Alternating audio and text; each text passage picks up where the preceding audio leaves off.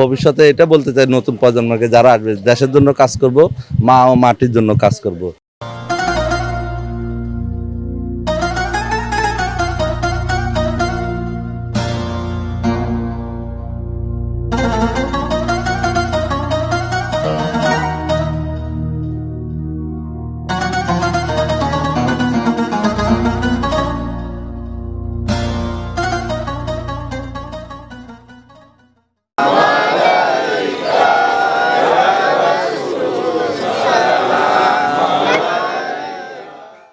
বাংলাদেশে গণতান্ত্রিক আন্দোলনের অন্যতম প্রতীক সাবেক প্রধানমন্ত্রী ও বিএনপি চেয়ারপারসন মরহুম বেগম খালেদা জিয়ার আত্মার মাগফিরাত কামনায় চট্টগ্রাম নগরীর ওয়ারলেস এলাকায় কুরআন খতম, মিলাদ ও দোয়া মাহফিল অনুষ্ঠিত হয়েছে।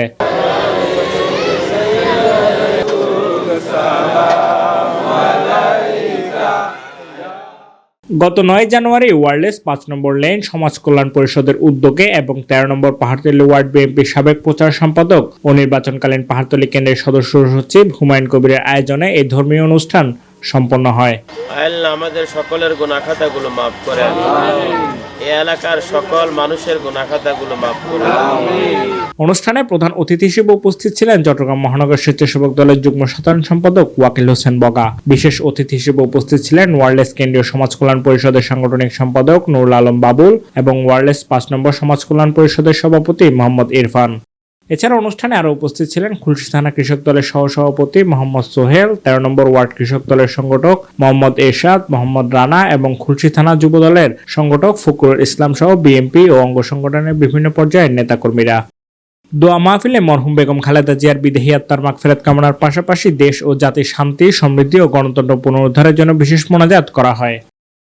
উনি যেহেতু মারা গেছে, উনি সাবেক প্রধানমন্ত্রী, 3বার প্রধানমন্ত্রী, আল্লাহ যেন ওনাকে বেহেশত নসিব করে। আমাদের জাতীয়বাদী দল বিএনপি অঙ্গ সংগঠনের সকল নেতাকর্মীদের জন্য আল্লাহ যেন নেখায় দান করে, যারা জীবিত আছেন। আর সমাজে ভালো কাজ করতে গেলে এটা একটা ওনার জীবনে তুলে ধরা আর কি। যেন উনি অক্ষর দিয়ে সাক্ষরতা শুরু করেছিলেন, আমাদের মাননীয় প্রধানমন্ত্রী বেগম খালেদা জিয়া উনি মৃত্যুবরণ করেছেন।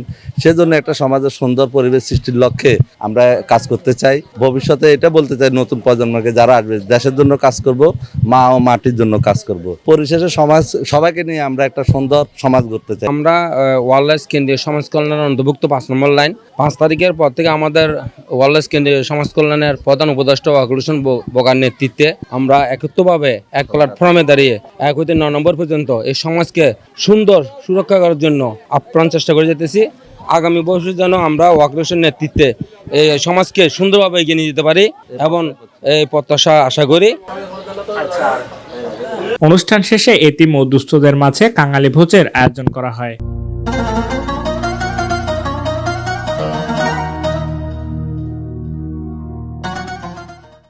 Shafayet Morshed, news day 24।